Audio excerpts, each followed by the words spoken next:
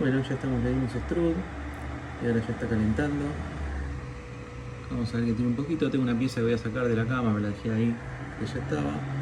Bueno, cuando llega a 220, el pico, el nozzle, ya va a empezar a funcionar y me va a tirar, con suerte, si la arreglamos, filamento.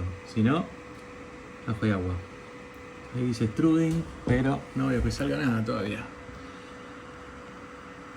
Uf, qué cosa.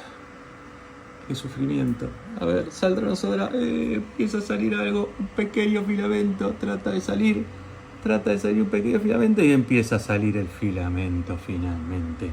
Señoras y señores, la arreglamos. Miracle. Bueno, muchas felicidades, ya está.